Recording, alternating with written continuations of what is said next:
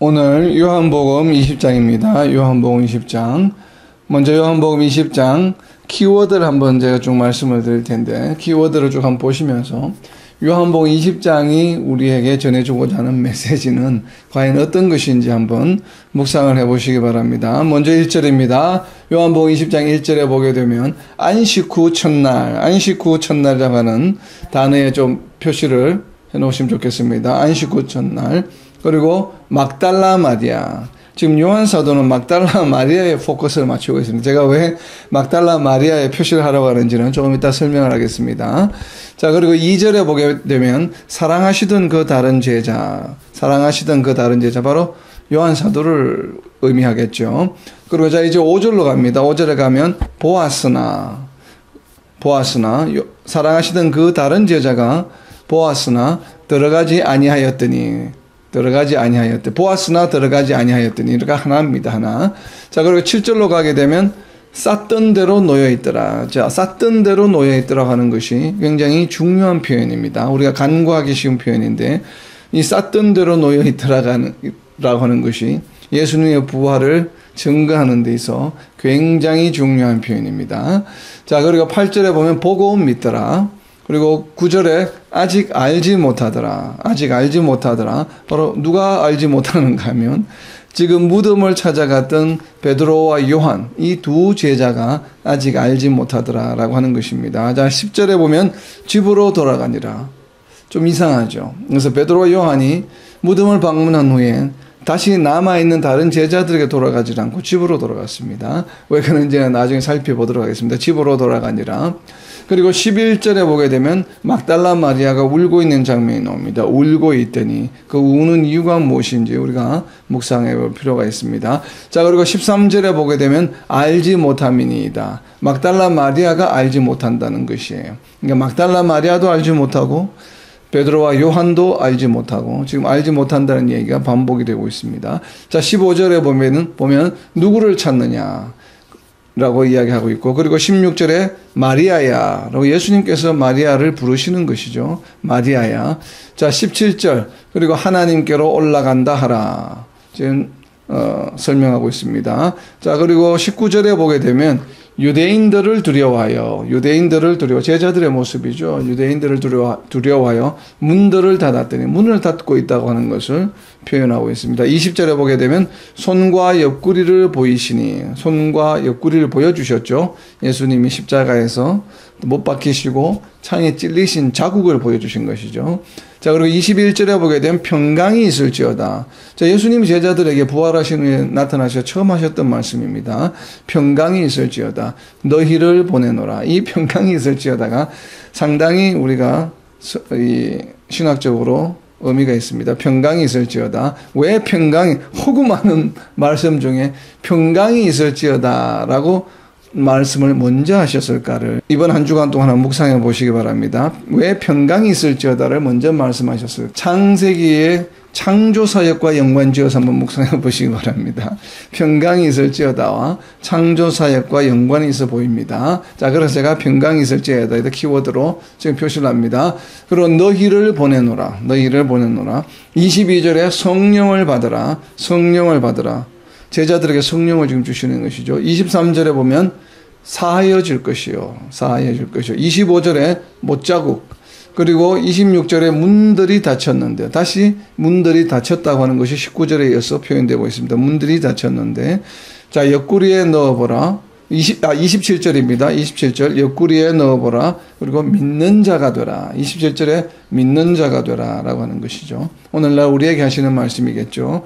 자, 28절에 보기엔 나의 주님 나의 하나님이라고 하는 표현, 도마의 고백입니다. 나의 주님 나의 하나님. 29절에 보게 되면 보지 못하고 믿는 자들은 복되도다 라고 이야기하십니다. 보지 못하고 믿는 자들은 복되도다. 그리고 마지막 31절에 하나님의 아들, 키워드겠죠. 하나님의 아들. 그리고 믿게 하려 합니다. 그리고 그 이름을 힘입어 생명을 얻게 하려 합니다. 요한복음을 기록한 목적에 대한 이야기가 20장 31절에 요한복음의 마지막 부분에 지금 거의 마지막 부분이죠. 이제 한 장만 더 남았기 때문에 이 기록이 되어 있습니다. 다시 한번 키워드를 말씀드리겠습니다. 요한복음 20장의 주된 테마는 과연 무엇일까를 한번 묵상해 보시기 바랍니다. 안식 후 첫날 막달라 마리아 사랑하시던 그 다른 제자 보아스나 들어가지 아니하였더니 쌌던 대로 놓여 있더라. 보고 믿더라. 아직 알지 못하더라. 집으로 돌아가니라. 울고 있더니 알지 못함이니이다. 누구를 찾느냐? 마리아야 하나님께로 올라간다 하라. 유대인들을 두려워하여 문들을 닫았더니 손과 옆구리를 보이시니 평강이 있을지어다. 너희를 보내노라. 성령을 받으라. 사하여 줄 것이요 못자국 문들이 닫혔는데 옆구리에 넣어보라. 믿는 자가 되라. 나의 주님 나의 하나님 보지 못하고 믿는 자들은 복되도다. 하나님의 아들 믿게 하려 함. 그 이름을 힘입어 생명을 얻게 하려 함. 자, 이상의 20절에 있는 키워드들 중에 20장을 대표할 수 있는 과연 키워드는 무엇일까라고 한번 팀워드를 한번 생각해 보게 되면 제가 선택하는 C모드는 보지 못하고 믿는 자들은 복되도다 하는 것이에요. 보지 못하고 믿는 자들은 복되도다. 보지 못하는 자들은 누구입니까? 지금 저희들이죠. 왜냐하면 우리는 예수님을 직접 보지 못했어요. 그리고 예수님의 죽으심, 십자가의 사역도 우리 눈으로 목도하지 못했죠. 그리고 더군다나 예수님이 부활하신 것은 우리 눈으로 보지 못했습니다. 그러나 보지 못하고 믿는 자들은 복되도다 하는 것이에요. 그래서 제가 20절의 제목을 이렇게 붙여봤습니다. 20절 전체의 제목을 예수님이 하나님의 아들이심을 보지 않고 믿음으로 성령을 받아 생명을 얻어 이 땅에서 복과 평강을 누리는 삶을 살자. 자, 다시 한번 읽습니다. 예수님이 하나님의 아들이심을 보지 않고 믿음으로 성령을 받아 생명을 얻어 이 땅에서 복과 평강을 누리는 삶을 살자. 아멘. 그러니까 이 땅에 복을 누리는 것, 보지 않고 믿는 자들은 복되다고 할 때 이 복은, 복의 핵심은 바로 무엇인가 하면 영생이죠. 생명을 얻는다는 것이죠. 그리고 우리가 뭐 영원한 생명을 얻는 것이고 또 이 땅에 살아가는 동안에도 우리가 평강을 누리는 것. 평강이 있을지어다. 예수님이 하신 첫 마디 바로 평강이 있을지어다. 이 땅에서 누리는 평강이에요. 이 평강이 과연 창조사역과 6일의 창조사역과 7일 지금 창세기 1장 2장에 기록되어 있는 것과 연관이 있습니다. 연관이 있는 것으로 보여집니다. 그래서 뭐 어떤 연관이 있는지 한번 묵상해 보시기 바랍니다. 저희가 몇 주 전에 한번 성경 공부 이후에 나누는 시간 한번 나누었던 내용이에요. 평강이 있을지어다라고 하는 내용이.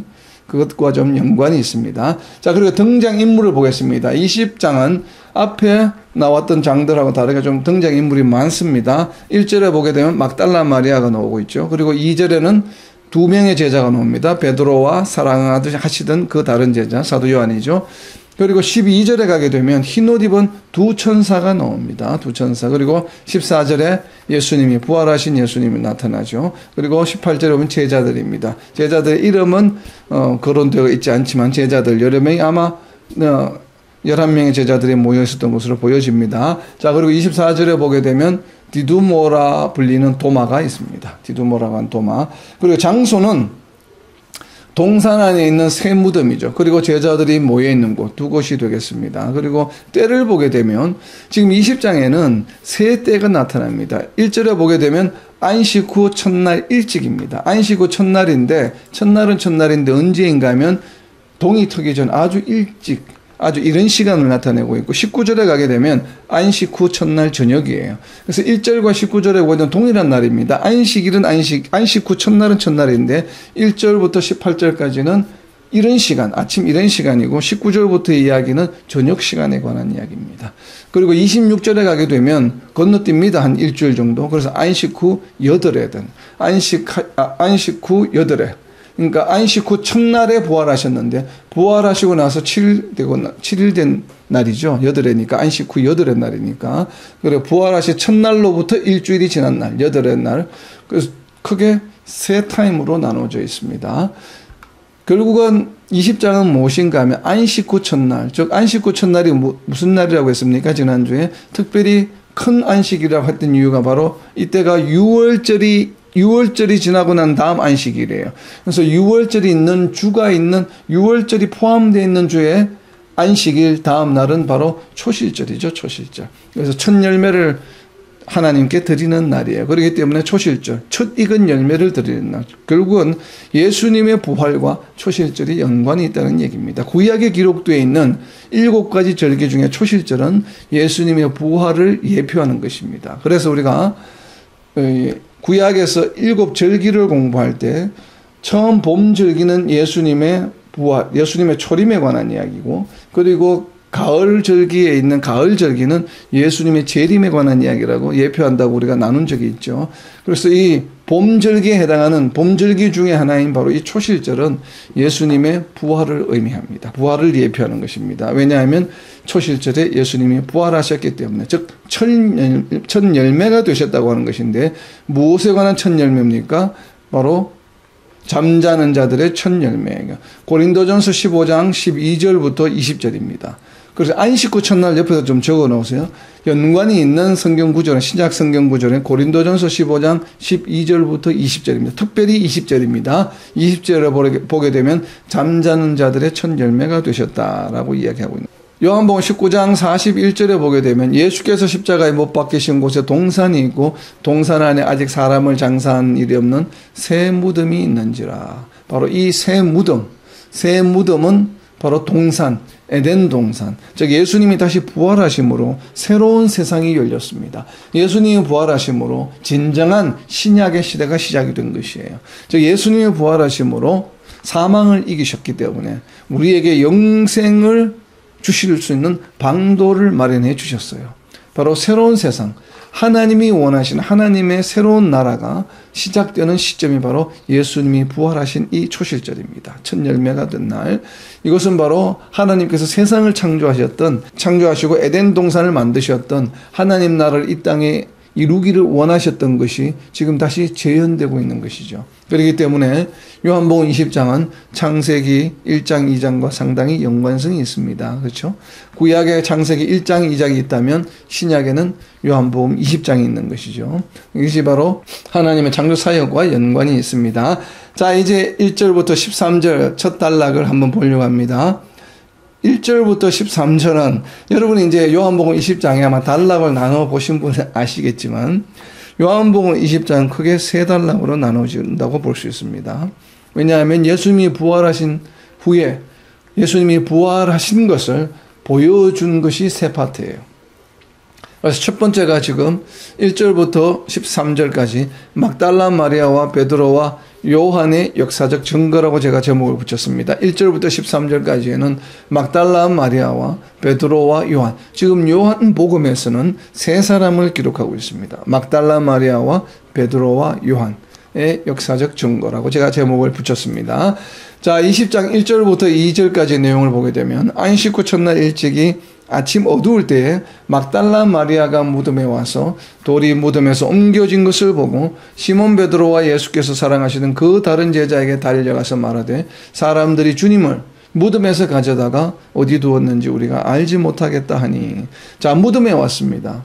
무덤에 왔는데 누가 왔다고 이야기를 합니까? 가장 먼저 온 사람이 바로 막달라 마리아예요.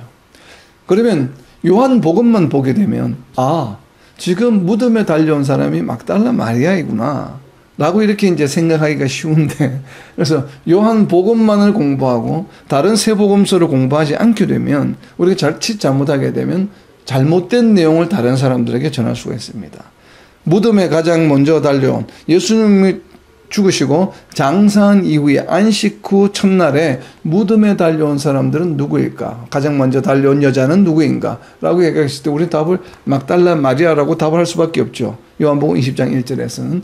그렇기 때문에 항상 우리가 사복음서의 어느 한 복음서를 공부할 때는 나머지 세 복음서를 반드시 확인을 해야 합니다. 비슷한 내용이 대부분 다 이렇게 기록이 되어 있는 경우가 많기 때문에 그 기록이 되어 있는 부분을 찾아서 과연 막달라 마리아가 무덤에 온 것이 맞는지 아니면 또 다른 사람이 있는지를 확인해 볼 필요가 있습니다. 자, 막달라 마리아 옆에다 적어 놓으세요. 누가복음 24장 1절입니다. 누가복음 24장 1절에 보게 되면 안식 후 첫날 새벽에, 자, 일찍이가 언제를 말하는 것입니까? 새벽이죠. 물론 새벽이라고 헬라어가 되어 있지는 않습니다. 이런 시간인데 누가복음에서는 한글로 새벽이라고 번역을 했습니다. 자, 새벽에 이 여자들이 그 준비한 향품을 가지고 무덤에 갔습니다. 무덤에 온 목적이 무엇입니까? 향품을 가지고 왔습니다. 그래서 향품을 가지고 간 것은 무엇인가 하면 유대인 전통에 의하면 장사한 사람들에게 이제 시신이죠. 시신에 다시 향을 발라요. 향품. 우리가 염을 하듯이. 물론 그 무덤에 장사하기 전에도 향품을 발랐습니다만 또 장사한 후에도 다시 한번 그 다음 날에 와서 다시 또 이렇게 지금 향품을 다시 바르려고 했던 것 같아요. 왜냐하면 날씨가 더운 지방이죠. 이 지방은. 그렇기 때문에 아마 이렇게 계속 향품을 바르려고 했던 것 같아요. 그래서 향품을 가지고 무덤에 가서라고 하는. 근데 누가 갔다고 이야기합니까? 여자들이 갔다고 해요. 막달라 마리아 혼자가 아니에요. 여자들이 갔다고 합니다. 이 여자들. 지시대명사가 있죠. 인칭대명사. 이는 누구를 말합니까? 앞으로 넘기셔서 누가복음 23장 55절에 나와 있습니다. 누구인지. 24장 1절에는 이 여자들인데 이 여자들은 누구인가 하면 누가복음 23장 55절에 기록되어 있는 여자들이에요. 누가복음 23장 55절에 뭐라고 기록되어 있습니까? 갈릴리에서 온 여자들. 자, 갈릴리에서 온 여자들이 예루살렘에 있던 여자들이 아니에요.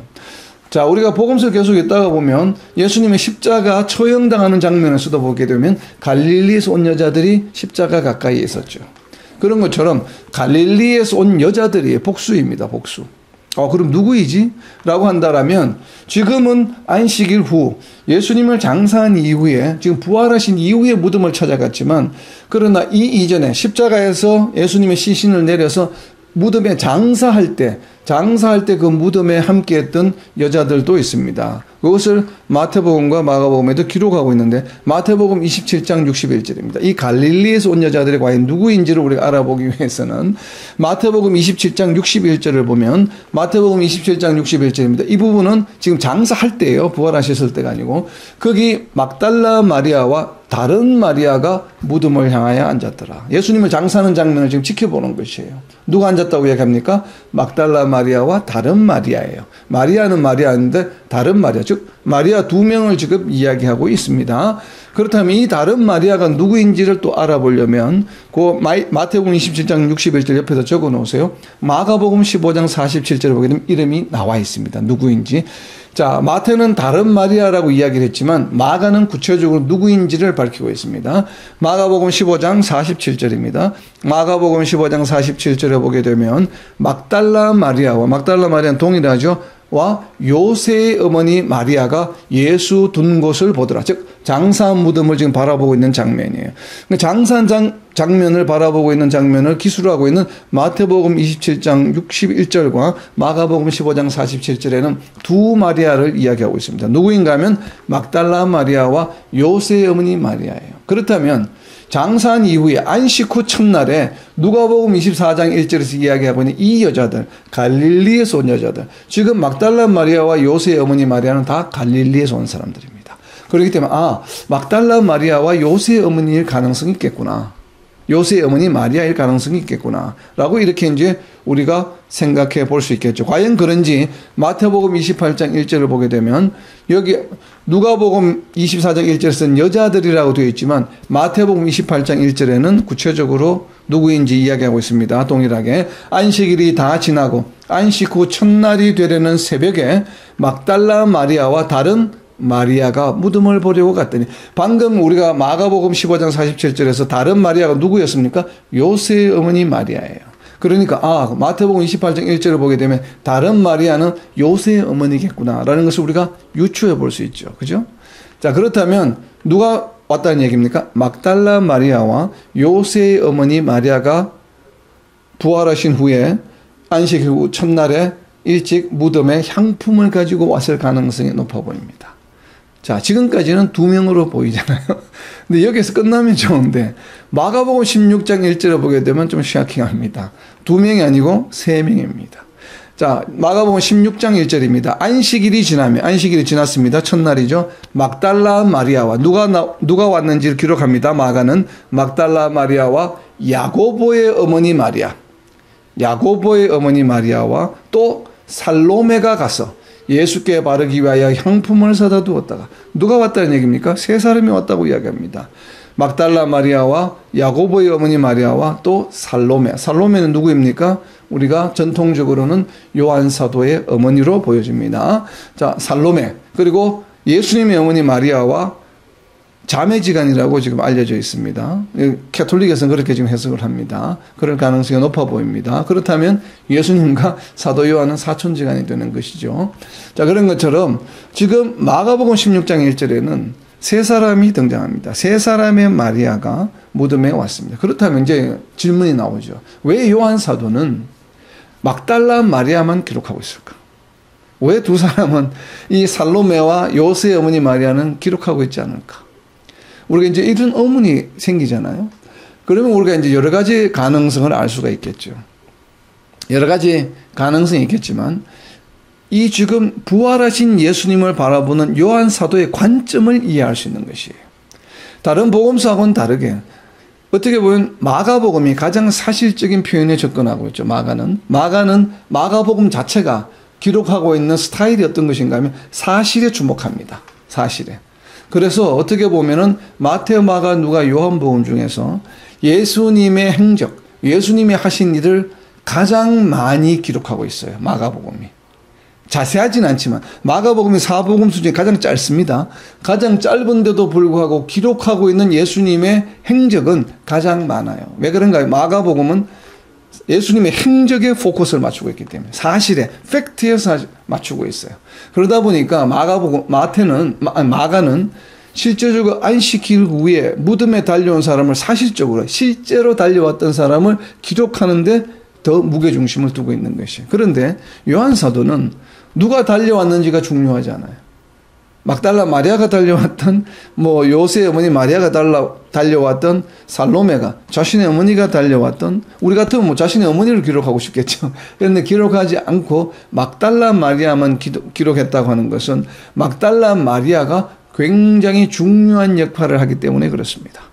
오늘 우리가 후반부에 가서 이제 보게 되면 예수님이 부활하시고 나서 가장 먼저 부활하신 실제 모습을 보여준 인류 역사상의 가장 첫 번째 인물이 누구인가 하면 막달라 마리아예요. 그렇기 때문에 요한 사도는 막달라 마리아만을 기록하고 있는 것으로 보여집니다. 막달라 마리아의 중요성, 즉 예수님이 부활하신 것을 보게 했던, 보는 장면에서 가장 먼저 그 이니시티브가 됐던, 실제로 그 예수님이 부활하셨다고 하는 것을 가장 먼저 알아채지는 못했지만 결국은 무덤이 비었다고 하는 것을 가장 먼저 보았다고 하는 것, 즉 예수님의 시신이 없어졌다고 하는 것을 가장 먼저 본 사람은 막달라 마리아이거든요. 그래서 그 사실에 초점을 맞추고 있는 것 같아요. 누가 와서 보았느냐가 아니라 예수님의 시신이 없어진 것을 사람이 보았다고 하는 것이에요. 그냥 또는 전설적인 이야기가 아니라 사람이 눈으로 실제적으로 목격했다고 하는데 지금 요한 사도는 포커스를 맞추고 있는 것으로 보여집니다. 자, 그리고 안식 후 첫날은 우리가 방금 나눈 것처럼 바로 그런 큰 날이죠. 큰 날. 그래서 초실절이죠. 부활의 첫 열매가 되셨다고 하는, 바로 고린도전서 15장 20절에 있는 내용입니다. 잠자는 자들의 첫 열매가 되셨다라고 하는 바로 그러한 내용이 나와 있습니다. 자, 그리고 사랑하시던 그 다른 제자는, 여기 지금 보면 사랑하시던 그 다른 제자가 달려가서 말하되, 2절에 베드로가 아니고 사랑하시던 그 다른 제자까지 되어 있는데, 자, 직접 무덤을 본 자가 기록했다는 것이에요. 사랑하시던 그 제자를 왜 여기 기록하고 있냐 하면, 다른 복음서에서는 베드로만 달려왔다라고 이렇게 기록하고 있는 복음서도 있습니다. 조금 이따 보겠습니다. 있는데, 특별히 나중에 보게 될 텐데, 지금 베드로뿐만 아니라 사랑하시던 그 제자, 누구인지 이름은 밝히고 있지 않지만 베드로 이외에 한 명이 또 있다라고 하는 것을 지금 이야기하는 것이죠. 그래서 두 사람이 와서 지금 보았습니다. 이것을 지금 강조하고 있는 것이죠. 이것은 왜 그렇습니까? 예수님의 부활하셨다. 무덤에서 시신이 없어졌다. 예수님이 부활하셨다고 하는 것을 못하기 위해서 증거하기 위함이에요. 베드로 한 사람만으로는 안 된다고 하는 것입니다. 이것이 유대 전통이라고 했죠. 우리가 지난주에 잠깐 말씀 나눴던 것처럼 바로 유대 전통에서는 모든 것을 증거할 때는 최소한 두 사람 이상, 두세 사람이 증언할 때만 그것이 진실로 받아들여지기 때문에 그렇습니다. 그래서 베드로와 사랑하시던 제자. 근데 또 이러한 의미가 있고, 물론 그러한 유대 전통에 의한 것일 수도 있겠지만, 저는 더 중요한 것은 바로 요한복음 20장 31절이라고 생각합니다. 그래서 여기 사랑하시던 그 제자의 동그라미를 치셔서 화살표로 요한복음 20장 31절에다가 좀 연결해 놓으세요. 사랑하시던 그 제자가 베드로와 함께 와서 보았다고 하는 것을 굳이 지금 요한 사도가 기록하고 있는 것은 요한복음 20장 31절 때문에 그렇습니다. 오직 이것을 기록하면 너희로 예수께서 하나님의 아들 그리스도이심을 믿게 하려 하며 또 너희로 믿고 그 이름을 힘입어 생명을 얻게 하려 함이니라. 자, 이것을 기록하면 기록한 사람이 누구입니까? 앞에 보면 바로 예수님이 사랑하시던 자가 기록했다는 것이에요. 즉 요한복음을 기록하신 분이에요. 지금 요한복음을 기록한 당사자가 뭘 했다고요? 무덤에 가서 실제로 본 사람이에요. 누군가 이야기를 전해 듣고서 지금 기록한 것이 아니에요. 우리가 이것을 캐치를 해야 됩니다. 사랑하시던 그 제자가 무덤에 가서 예수님의 시신이 사라진 것을 직접 눈으로 본 사람이에요. 본 사람이 기록한 것이 사복음서 중에 유일하게 요한복음입니다. 마태와 마가, 누가는 예수님 시신이 사라진 것을 직접 눈으로 목도하지 못했습니다. 무덤에 가지 않았기 때문에. 누가 갔습니까? 베드로와 요한 사도만 갔어요. 그래서 왜 제가 이것을 강조하는가 하면, 조금 있다가 지금 방금 우리가 지금 나누게 돼. 이것을 왜 중요한지, 왜 요한 사도가 보았다고 하는 것이, 그게 정말 뭐 그냥 막달라 마리아처럼 시신이 없어진 것만 보았지, 이것이 예수님이 부활하셨다는 것이 직접적인 증거가 돼?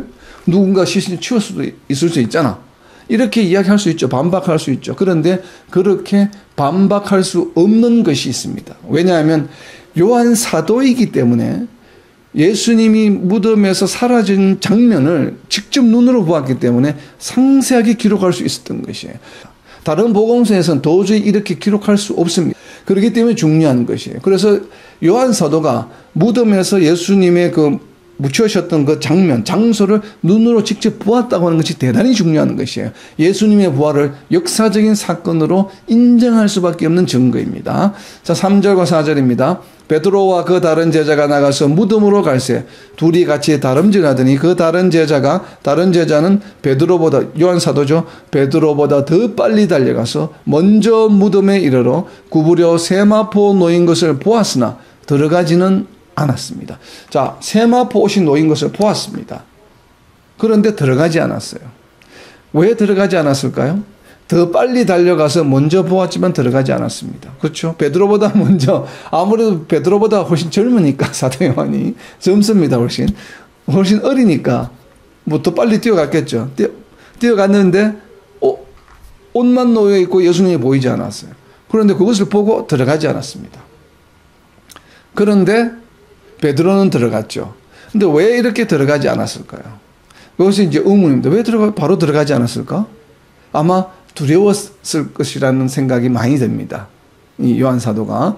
그런데 베드로는 들어갔죠. 그런데 자, 여기에 보면 지금 우리가 초반에 나눈 것처럼 베드로와 다른 제자 두 사람이 갔다고 되어 있는데, 누가복음 24장 12절에 보게 되면 누가복음 24장 12절에 누가는 이렇게 기록하고 있습니다. 누가복음 24장 12절에 이것이 요한복음과 누가복음의 차이예요. 눈으로 직접 본 사람과 보지 않은 사람의 차이예요. 자, 누가복음 24장 12절입니다. 베드로는 일어나 무덤에 달려가서 구부려 들여다보니 세마포만 보이는지라 그 된 일을 놀랍게 여기며 집으로 돌아가니라. 이렇게밖에 기록할 수 없어요. 왜냐하면 전에 들은 내용이기 때문에.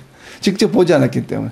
그런데 요한복음은 이어지는 6절과 7절에서 아주 상세하게 7절에서 6절과 7절에서 비어있는 무덤에 대해서 상세하게 설명하고 있습니다. 자, 6절입니다.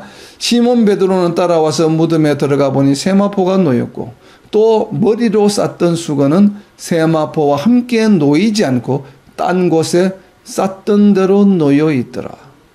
그때야 무덤에 먼저 갔던 그 다른 제자도 들어가 보고 믿더라. 요한 사도가 뭘 보았습니까? 시몬 베드로가 본 것과 동일한 것을 보았겠죠. 그래서 무엇했다고요? 보고 믿더라예요. 좀 전에 3절, 5절에서는 빨리 달려갔는데 예수님이 없어졌어요. 근데 들어가지 않았어요. 왜? 믿지 않았기 때문에. 믿지 않았습니다. 누가 예수님을 치웠나 보다, 이렇게 생각했을 가능성이 높습니다. 막달라 마리아처럼. 그런데 무덤에 들어가서 보고 뭘 했다고요? 8절에 보게 되면 들어가 보고 믿더라라고 하는 것이에요. 보고. 그럼 무엇을 보았습니까? 보고에다 동그라미를 쳐놓으세요. 도대체 무엇을 보았기 때문에 믿었다는 얘기입니까? 무엇을 보았을까요? 5절에서도 보았죠. 그리고 지금 8절에서도 보았는데 본 내용이 다른 게 있습니다. 5절에서 무엇을 보았다고 합니까? 구부려 세마포 놓인 것을 보았으나 들어가지 않았어요. 왜? 믿지 않았어요. 예수님이 부활했다는 걸 믿지 않았어요. 안 들어갔어요. 그런데 8절에서는 보고 들어가 보고 믿었다고 했습니다. 본 대상이 다릅니다. 5절에서는 뭘 보았다고요? 세마포. 그런데 8절에서는 뭘 보았습니까? 6절, 7절에 보면 시몬 베드로가 두 개를 보았습니다. 뭘 보았습니까? 세마포 옷과 뭘 보았어요? 머리를 쌌던 수건은 세마포 옷과 함께 놓이지 않고 딴 곳에 쌌던 대로 놓여 있더라고 하는 것이죠. 뭘 봤습니까? 세마포 옷과 수건을 보았습니다. 세마포 옷은 몸에 입은 옷이죠. 몸에 입은 옷과 그리고 머리, 얼굴을 쌌던 수건을 그제서야 무덤에 들어가서 본 것이에요. 그제서야 요한 사도는 믿었습니다. 왜 그랬을까요? 왜 5절에서는 구부려 안으로 들여다보고 세마포 옷이 놓인 것을 보았죠. 보고는 안 들어갔습니다. 그런데 무덤에 완전히 들어가서는 아까 보았던 세마포 옷도 보았고 이제는 추가로 뭘 보았습니까? 얼굴을 쌌던 수건까지 보고서는 그제서야 믿었습니다. 자, 이것을 우리가 성경 공부를 할 때 성경을 그냥 읽고 지나가면 그냥 읽고 지나갈 수 있죠. 근데 예수님이 죽으시고 부활하셨다고 하는 것을 사람들이 많이 믿지 못합니다. 아마 성도들 중에서도 믿지 못하는 사람도 있을 거예요. 그런 또 종파가 있기도 하고 예수님의 부활을 믿지 않는 부류들도 있죠. 자, 부활하셨다고 하는 것을 눈으로 직접 본 요한 사도가 보고서 요한복음을 기록을 했습니다. 눈으로 보았기 때문에. 그런데 예수님이 부활하셨다는 것을 왜 자신이 8절에서 들어가 보고 믿더라. 이건 자신에 관한 이야기잖아요. 왜? 자기 이야기잖아요. 자기 이야기. 그러니까 자기밖에 몰라요. 자기가 들어가 보고서는 믿었다고 하는 것은 자기만 아니까 자기가 적어놓은 것이에요. 다른 제자도 들어가 보고 믿더라. 베드로가 믿은지 안 믿은지는 요한 사도는 모르죠. 본인이 아니기 때문에. 그러나 본인은 들어가 보고 믿었다고 분명히 고백하고 있습니다. 무엇 때문에? 세마포 옷을 보고 그런 것은 아니에요. 왜냐하면 세마포 옷은 5절에서도 보았기 때문에. 그러면 7절에서 지금 뭘 추가로 보았습니까? 수건. 머리를 쌌던 수건은 왜? 수건이 어떻게 되어 있었기 때문에? 쌌던 대로 놓여 있더라는 것이에요. 이게 중요합니다. 자, 여러분 상상을 해보세요. 시신이 있습니다. 시신, 여러분 이집트 같은 영화를 보게 되면 미이라 봤죠? 얼굴 어떻게 합니까? 수건을 싸죠, 이렇게. 얼굴을 다 싸죠. 안 보이게. 몸도 이렇게 싸고. 얼굴을 수건을 쌌습니다, 이렇게. 쌌는데, 지금 요한 사도가 들어가서 무덤을 보니까 얼굴을 쌓는 수건 그 형태대로 수건이 그대로 있더란 얘기예요. 이해가 됩니까? 수건이 옆에 개어져 있는 게 아니고 얼굴을 쌌던 모양 그대로 있다는 것을 요한 사도가 눈으로 직접 목격을 했습니다. 그러니까 그제서야 5절에서는 세마포 옷만 보았어요. 옷만 보고는 아, 누가 치웠나 보다 이렇게 생각을 했는데 왜? 막달라 마리아가 그렇게 이야기를 했기 때문에 제자들한테 막 달려와서는 예수님 시신이 없어졌어. 누가 치웠나 봐. 이렇게 이야기를 했잖아요. 그러니까 요한 사도도 그렇게 생각했겠죠. 처음에 보니까 안 보이네. 없어요. 그러니까 막달라 마리아가 자기에게 전해준 것처럼 누가 치웠나 보다. 이렇게 이야기하고 들어가지 않았습니다. 근데 베드로가 먼저 들어가서 보았습니다. 그럼 베드로도 알았겠죠. 그래서 아마 요한 사도에게 이야기했을 겁니다. 야, 요한아 들어와 봐. 그게 아니야. 그러니까 그래서야 요한 사도가 들어가서 보니까 수건을 쌌던, 얼굴을 쌌던 수건이 그대로 쌌던 모양 그대로 있는 것이에요. 자, 여러분 상상을 해보세요. 시신을 지금 수건을 이렇게 쌌습니다. 그럼 그냥 살짝 얹어 놓았을 거 아니에요. 둘둘 말렸겠죠, 이렇게. 말아서 싸놓았는데 누군가가 시신을 치웠다면 그 수건이 흐트러졌겠습니까? 흐트러지지 않았겠습니까? 수건만 가만히 놔두고 사람을 이렇게 수건을 손으로 잡은 채로 시신만 이렇게 살짝 빼가지고 옮겼을까요? 그럴 수는 없죠. 그냥 시신이 부활했기 때문에 쌓는 그대로 수건이 놓여 있었다고 하는 것이 이것이 바로 예수님이 부활하셨다고 하는 피지컬한 실질적인 증거라고 하는 것이죠. 근데 그것을 누가 목격했습니까? 베드로와 요한 사도가 직접 눈으로 목격을 했어요. 그렇기 때문에 요한 사도는 확신 있게 요한복음을 기록하는 것입니다.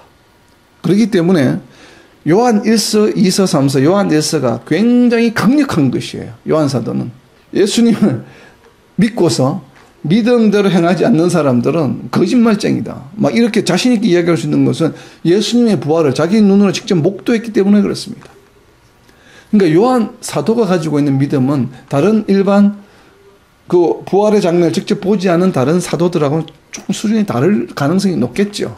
자, 그런 것처럼 머리로 쌌던 수건을 그대로 있는 것을 보았다고 하는 것을 좀 우리가 유념해야 됩니다. 그래서 쌌던 대로 놓여 있더라가 대단히 중요한 것이에요. 이것은 예수님의 부활을 직접적으로 증언해 주는 것이에요. 이거는 전해 들어서 기록한 것이 아니에요. 요한 사도가 직접 눈으로 본 것을 그대로 기록한 것이에요. 그래서 자신이 어떻게 됐다고요? 보고 믿게 되었다라고 8절에 고백하고 있는 것입니다. 자, 그래서 이게 중요한 요소입니다. 쌌던 대로 있더라. 그래서 보고 믿게 된 것이죠. 자, 이어진 9절입니다. 그런데 재밌는 내용입니다. 지금 9절에 보게 되면 여러분 갖고 있는 성경을 보세요. 갈로가 되어 있죠, 갈로. 갈로가 되어 있다는 얘기는 아마도 수정이 됐거나 나중에 추가되었을 가능성이 높습니다. 왜냐하면 어떤 오리지널 버전, 헬라어 버전은 이 내용 9절에 기록이 안 되어 있다는 것이에요. 그런데 어떤 성경을 헬라어 원문을 보게 되면 이 부분이 기록되어 있기 때문에 괄호를 해놓은 것입니다. 그들은 성경에 그가 죽은 자 가운데서, 예수님이 죽은 자 가운데서 다시 살아나야 하리라 하신 말씀을 아직 알지 못하더라. 부활에 대해서 아직 알지 못한다고 지금 이야기하고 있습니다. 아마 이것은 추가된 것으로 저는 보여집니다. 아직 알지 못하더라고 하는 것은 정말 알지 못했을 가능성이 있어 보입니다. 왜냐하면 이어지는 10절을 보게 되면 이에 두 제자가 자기들의 집으로 돌아가니라. 만약에 예수님이 부활하셨다고 하는 것을 확신했다고 한다면 어떻게 했겠습니까? 지금 아직 무덤에 쫓아오지 않는 지금 자기네들 같이 있었던 제자들에게 다시 돌아갔겠죠. 예수님 정말 부활했어 라고 전했겠죠. 그런데 이 사람들은 그냥 집으로 돌아가 버렸습니다. 전하지 않고. 그랬다는 얘기는 아직도 부활에 대한 확신이 없었을 가능성이 있어 보입니다. 그래서 구절을 아마 괄호로 이해하기 위해서 나중에 후대에 추가했을 가능성이 있어 보입니다. 그래서 아직 알지 못하더라고 하는 것을 또 이렇게 만약에 이것이 정말 요한 사도가 기록한 것이라고 한다면 본인이 알기 때문에 자기가 직접 눈으로 수건을 쌌던 것을 그대로 있는 것을 보니까 예수님이 부활한 것은 맞는데, 그런데 이것이 구약에서 예언된 내용이라고 하는 것과는 아직 연결을 하지 못했다라는 것으로 우리가 이해할 수 있겠죠. 부활하셨다고 하는 것을 못 믿는다는 것이 아니라 구약에 예수님이 메시아가 죽으시고 부활하신다고 하는 것을 어디에 어떤 성경에 기록되어 있는 그 내용과 예수님이 부활하신 실제 사건과 연결하지 못했다 라고 생각할 수도 있을 것 같아요. 해석이 그렇게도 가능하리라고 보입니다. 왜냐하면 8절에서 분명히 요한 사도가 자신은 보고 믿었다라고 이야기하고 있기 때문에 그래요. 자, 그리고 이제 11절입니다. 오늘 11절 13절 마지막 파트입니다.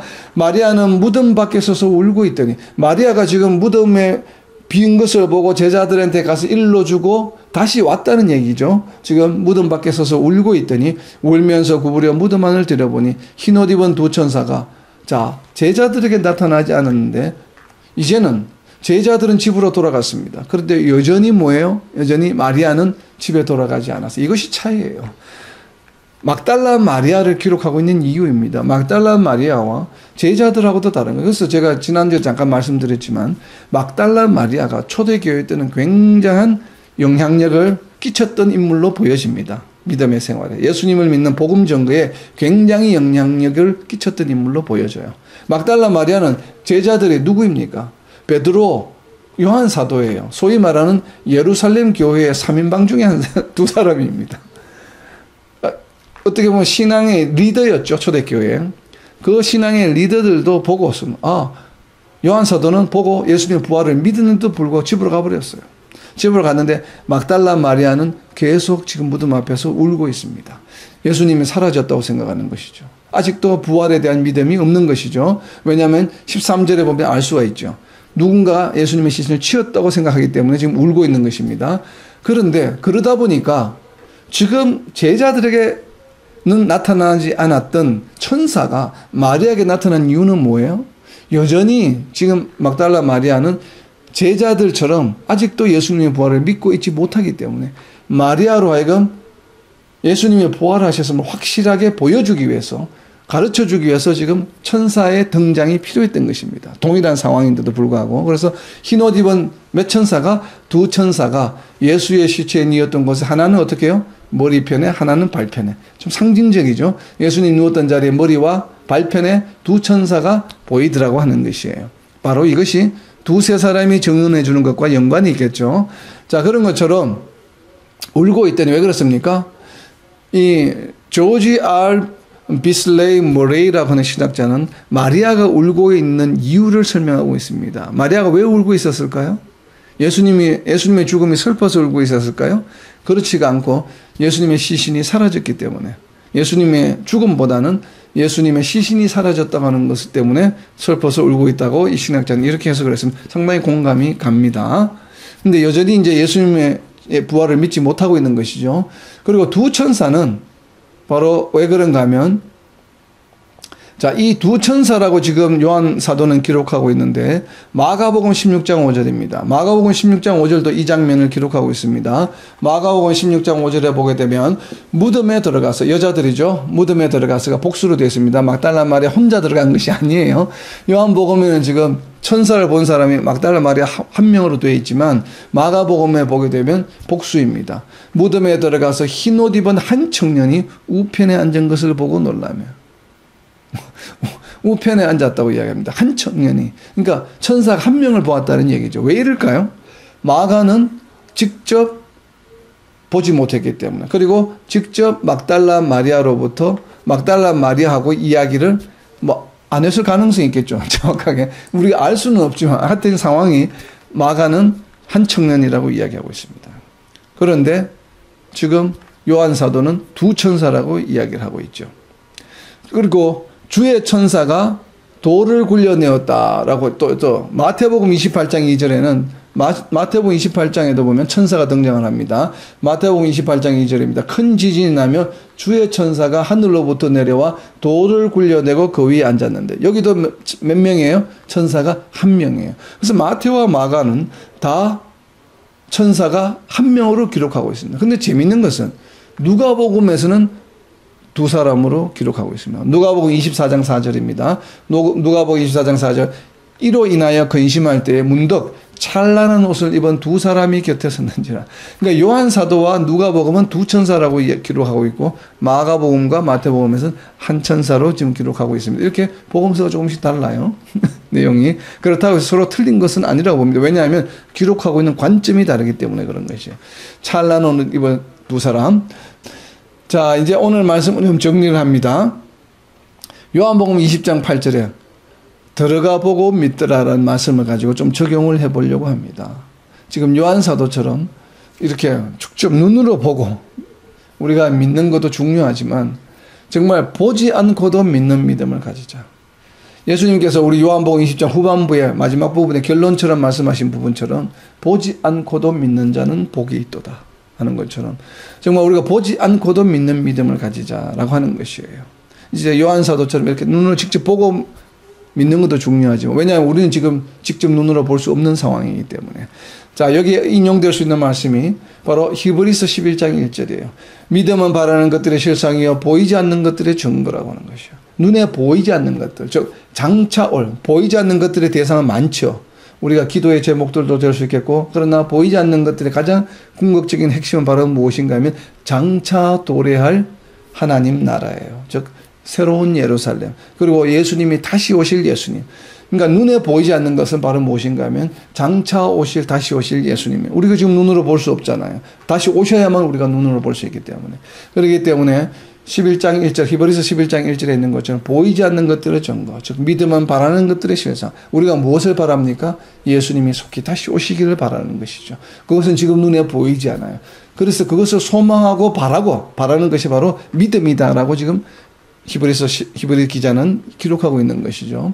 자, 그런 것 좀 바라는 것들이 기도로 이루어질 것을 우리가 믿자. 우리 실생활에 좀 적용하자고 한다면. 그리고 이어지는 히브리서 11장 2절입니다. 선진들이, 믿음의 조상들이 이로써 증거를 얻었느니라. 이런 것처럼 정말 우리도 이 땅에 먼저 예수님을 믿게 된 사람들로서 정말 이러한 것처럼 선진들이 증거를 남겨서 믿지 않는 사람들을 믿음으로 인도한 것처럼 우리도 믿음이 드러나는 삶을 살자라고 하는 것이에요. 정말 다가오는 한 주간 동안에는 정말 우리가 공부하는, 묵상하는 말씀마다 직접 우리가 눈으로 보지 않고 기록되어 있는 책으로 기록되어 있는 이렇게 문자로 기록되어 있는 말씀이지만 그것을 직접 눈으로 보지는 않았지만 정말 보지 않고도 믿는 믿음을 가지고 그것을 삶 속에 적용함으로써 삶 속에서 우리가 정말 예수님의 제자임을 세상 가운데 드러내는 저와 여러분 그리고 이 땅의 모든 하나님의 백성들이 되시기를 예수님의 이름으로 선포합니다. 아멘.